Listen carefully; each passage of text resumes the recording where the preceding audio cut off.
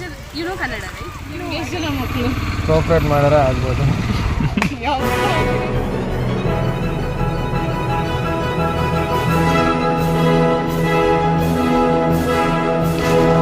ಎಷ್ಟು ಜನ ಮಕ್ಕಳು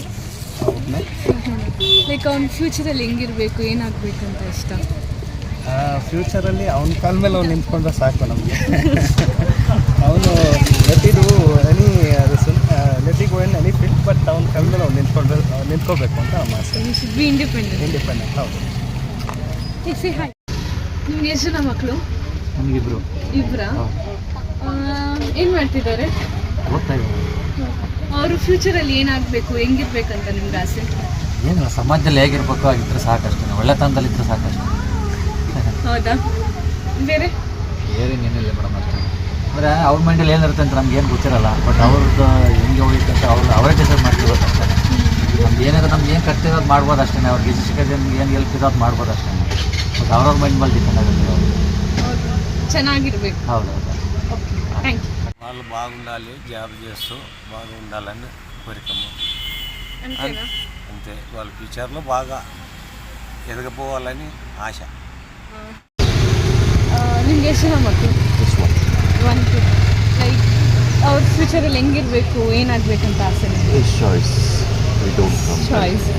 Compare ಮಾಡಕ್ಕೆ ಇಷ್ಟಪಡ್ತೀನಿ. How do you wish to see him in future when he is an adult? As an adult, he has to do his own work and don't be dependent on any emerging companies. He has to start his own business. Okay. So, independent, freedom, everything.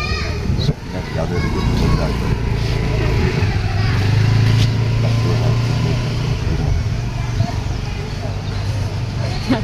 Done. Thanks. Thank you. ಎಷ್ಟು ಜನ?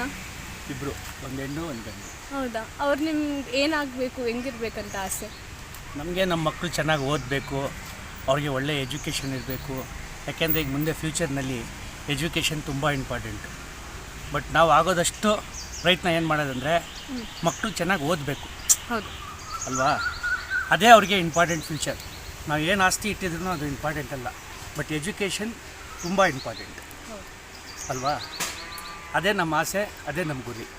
ಚೆನ್ನಾಗಿ ಓದಬೇಕು, ಅವ್ರ ಫ್ಯೂಚರ್ನಲ್ಲಿ ಒಳ್ಳೆಯ ಥರ ಇರಬೇಕು.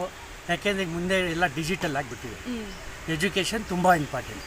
ಬಡವ ಶ್ರೀಮಂತ ಅಂತ ಬರೋದಿಲ್ಲ. Education is very important. Thank you. Okay.